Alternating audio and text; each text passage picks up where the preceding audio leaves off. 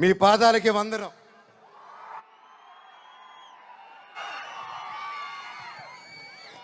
ముఖ్యంగా మీడియా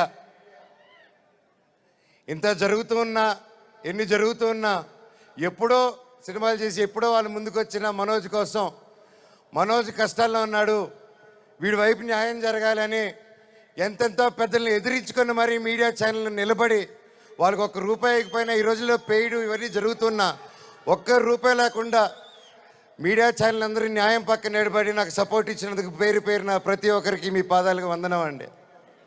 అలాగే social media అనేది వచ్చింది ఈ గ్యాప్లో.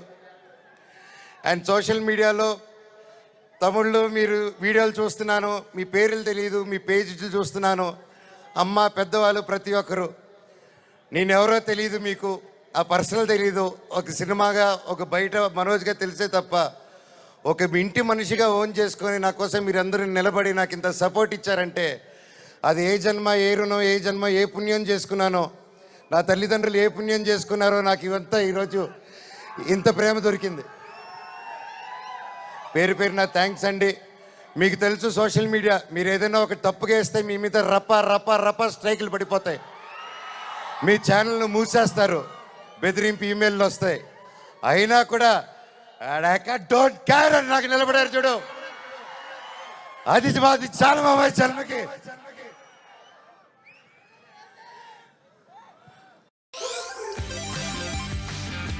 ఇన్నాళ్ళ తర్వాత భైరవం అనే సినిమా ఈరోజు తీసి షూటింగ్ చేసి గొప్పగా ఈరోజు సెలబ్రేట్ చేసుకుంటున్నాం అంటే దానికి ఇక్కడ నిలబడిన ప్రతి ఒక్కరూ కారణం. ముఖ్యంగా ప్రొడ్యూసర్ గారు, రాధామోహన్ గారు, శ్రీధర్ గారు, మీరు ఎంతో ప్యాషన్ కాకపోతే ఇలా మేము గ్యాప్ ఇచ్చి మాకు ఈ మధ్యకాలంలో హిట్లు లేవు, నేను అప్పుడు కూడా పెద్ద పెద్ద గొప్ప గొప్ప సినిమాలు చేయలేదు, ఏదో నాకు నచ్చింది నాకు తోచింది ఏదో డిఫరెంట్గా చేసుకోవాలని చేసుకుంటూ వెళ్ళిపోయారే తప్ప అంతంత గొప్పవాడిని కూడా కాదు. అలాగా మా అందరినీ మా ముగ్గురిని చూసి ధైర్యం చేసి మీరు ఈరోజు నిలబెట్టి 50 కోట్ల వరకు ఖర్చు పెట్టి సినిమా తీశారంటే really sir you are really great sir. నిజంగా అండి, ఆయన కోట్లు సంపాదించాలనుకుంటే ఆయన ఎన్నో బిజినెస్లు ఉన్నాయి, అక్కడే ఉండుంటారు. వచ్చి ప్యాషనెట్గా సినిమాలు తీయాలని చెప్పి ఈరోజు నిలబడి ఈ సినిమా కోట్లు సంపాదించే మైండ్ సెట్లు అయితే రారండి. సినిమా తీస్తున్నాం, సినిమాకి డబ్బు పెట్టారు, స్టోరీకి డబ్బు పెట్టారు. హ్యాట్స్ ఆఫ్ రాధామోహన్ గారికి, శ్రీధర్ గారికి. అలాగే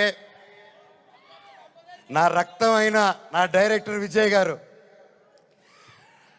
సార్ మీకు థ్యాంక్స్ అనేది నాకు ఇంగ్లీష్లో థ్యాంక్స్ అని చెప్పడం నాకు సార్ నా ఇంగ్లీష్లో బాగా తెలిసిన పదం అదొకటి, అండ్ సారీ అది రెండు బాగా చెప్తా ఇంగ్లీష్లో. కానీ సార్ మీరు ఈ క్యారెక్టర్కి మీరు ఇంతకుముందే పెద్ద సూపర్ హిట్లు ఇచ్చారు, మీరు పిలిస్తే ఇంకా ఎంతెంతో పెద్దోళ్ళు వచ్చి ఉంటారు, తమిళనాడు నుంచి సూపర్ స్టార్లు వచ్చి ఉంటారు, బాలీవుడ్ నుంచి మీరు తెచ్చుకోగలుగుతారు. ఇవన్నీ కాదని తిరుపతివాడు గుర్తుకొచ్చాడు చూడండి సార్, మీకు thank you sir, thank you. జీవితాంతం రుణపడి ఉంటాను సార్. సినిమా చాలా గొప్పగా తీశారు డైరెక్టర్ గారు, మనస్ఫూర్తిగా.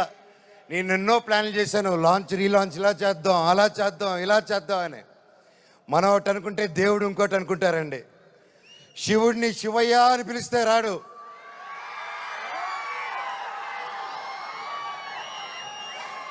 శివుడిని మనసారా తలుచుకుంటే ఇలాగా మా డైరెక్టర్ గారి రూపంలోనో, ప్రొడ్యూసర్ గారి రూపంలోనో, మీ అందరి రూపంలోనో వచ్చేదే శివుడు. అలాగే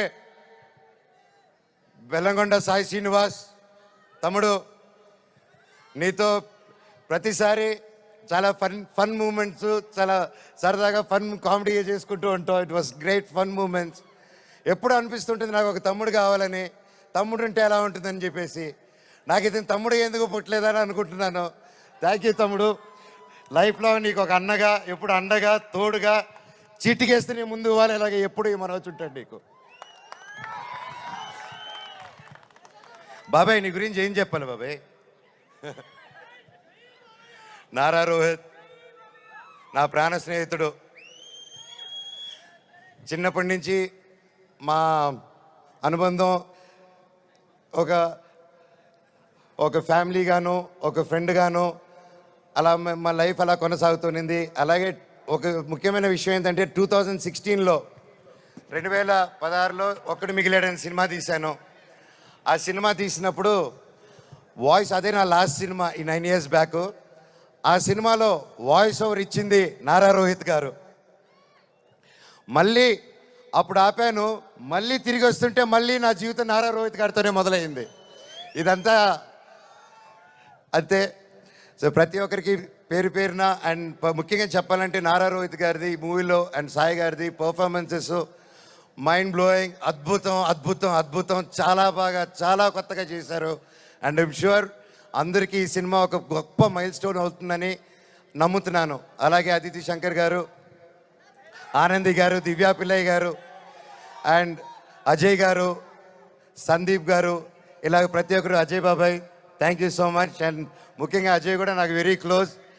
అండ్ కట్అవుట్ మాత్రమే 8 అడుగులు ఉంటాడు కానీ మనసు వెన్న పూస. అలాగే రైటర్ సత్య గారి దగ్గర నుంచి, చౌదరి గారి దగ్గర నుంచి, డైరెక్షన్ డిపార్ట్మెంట్ ప్రతి ఒక్కరికి పేరు పేరున థ్యాంక్ యూ. ఎవరైనా మర్చిపోతుంటే ఎస్పెషలీ మ్యూజిక్ డైరెక్టర్ గారు థ్యాంక్ యూ అండి. ఆఖరికి ఇది వద్దు వద్దు అనుకుంటున్నాను, కాకపోతే ఇంతమంది చూశాక నాకు చెప్పాల్సిన బాధ్యత అనుకుంటున్నాను.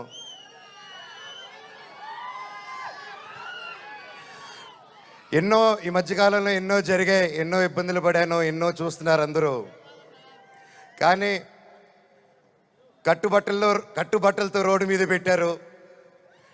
నా పిల్లల బట్టలు, మా ఇంట్లో వాళ్ళ బట్టలు ప్రతి ఒక్కటి చిన్నప్పటి నుంచి పెట్టుకుంది ఏది లేకుండా రోడ్డు మీద పెట్టారు ఒక ఊరికి వెళ్ళి వచ్చేసరికి. అండ్ బయటికి ఎక్కడికైనా వెళ్ళేదానికి కార్లు కూడా లేవు, కార్లు తీసుకెళ్ళిపోయారు. కానీ అన్న నాకేమైంది తెలుసా అన్న, శివుడు ఏ రూపంలో వచ్చాడు తెలుసా అన్న, ఫ్యాన్స్ రూపంలో వచ్చారన్న. ఇంటి బయట 20 కార్లు పెట్టారన్న నాకు వచ్చి. వాళ్ళే తీసుకొచ్చి ప్రతి ఒక్కరు వచ్చి అన్న మేమున్నాం మేమున్నాం మేమున్నాం అని నిలబడారు. దీని అంతట్లో నాకు ఒకటే బాధ, ఇంత చేసినా, ఇంత జరిగినా, ఎంత ఇబ్బందులు పెట్టినా, ఎన్ని కేసులు వేసినా నాకు ఎవరి మీద కోపం రావట్లేదు, బాధ ఒకటే వేస్తుంది. అది నా బలహీనతో, అది వాళ్ళ బలమో నాకు అర్థం కావట్లేదు. ఎన్ని జన్మలైనా ఈ జన్మకు మాత్రం నా కట్టగాలేంత వరకు నేను మోహన్ బాబు గారి అబ్బాయినే, అది ఎవరు మార్చలేరు. నాకు ఆయన నేర్పించిన క్రమశిక్షణే, ఆయన చిన్నప్పటి నుంచి నన్ను నీతి వైపు నిలబడు, న్యాయం వైపు 100 పోసి పెంచారు. ఈరోజు నేను న్యాయం వైపు నిలబడినప్పుడు చుట్టుపక్కల అందరూ చేరి తప్పంటున్నారు. నేను మీ పక్క నిలబడినా, న్యాయం పక్క నిలబడినా అనేది ఆ బ్యాటిల్ ప్రతిరోజు. కానీ ఏదేమైనా, ఎన్ని జన్మలు ఎత్తినా మీరే నా దేవుడు, మీరే నా తల్లి, మీరే నా తండ్రి. మీకు ఎప్పుడు నేను బిడ్డనే. మీ దేవుళ్ళు ఎప్పుడు మా అందరికి ఉండాలని కోరుకుంటున్నాను.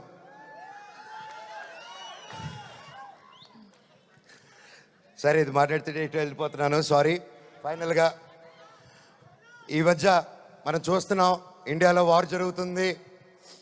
అలాగే ఒక ముఖ్య విషయం గమనించాను, మనందరం చాలామంది ఆడవాళ్ళు వంటింటికి మాత్రమే పరిమితం అనే మైండ్ సెట్లో ఉన్న ప్రతి ఒక్కరు 18 సంవత్సరాలకు అమ్మాయి వచ్చింది పెళ్లి చేస్తాదని వెతికే ఈ రోజుల్లో ప్రతి ఒక్కరికి మిమ్మల్నే భయ్యా, ఆలోచించే మిమ్మల్నే, మీతోనే మాట్లాడుతున్నాను. మీరు దయచేసి కాలం మారింది. ఆడపిల్ల ఆది పరాశక్తి అని మర్చిపోకండి. మనం ఈరోజు అందరూ చల్లగా ఉన్నామంటే భారత్ నాన్న దగ్గర నుంచి కాదు, భారత్ మాతా దగ్గర నుంచి మనం చల్లగా ఉన్నాం. ఈరోజు మన ఇండియాని ముందుకు తీసుకెళ్లే వింగ్ కమాండర్ ఒక మహిళ, ఒక కలోనల్ ఒక మహిళ. వాళ్ళు భారతదేశాన్ని ముందు పెట్టి నడిచి తీసుకెళ్తుంటే మనకేమైందండి? ఈరోజు ఈ వార్లో ప్రతి ఒక్కరిలో 2 ఆడకూతురులు వచ్చేలా నిలబడితే నాకు అదే ఆనందం. మాకు కట్అవుట్లు, మాకు మాళ్ళు, మాకు బ్యానర్లు వద్దండి. వాళ్ళని మనం సెలబ్రేట్ చేసుకోవాలి. మన ఇంట్లో మన ఒక అమ్మాయిని అంత ఫ్రీడమ్ ఇచ్చి ముందుకు పంపిస్తే అప్పుడు మనకు నిజమైన స్వాతంత్రం. అది నిజంగా ఎక్కడున్నారో 2 ఆర్మీ ఆఫీసర్స్, వాళ్ళ పాదాలకి దండం. ఎందుకంటే వాళ్ళ వల్ల ఇంకొక 100 మంది ఆడపిల్లలు ముందుకు వస్తారు. అలా చూసుకుంటూ ముందుకు వస్తారు. ప్రతి ఒక్కరు మన ఆడవాళ్ళకి సపోర్ట్ చేయాలి, వాళ్ళకి ధైర్యం నిలబడాలి. మన వారికి తోడుగా సపోర్ట్గా ఉండాలి తప్ప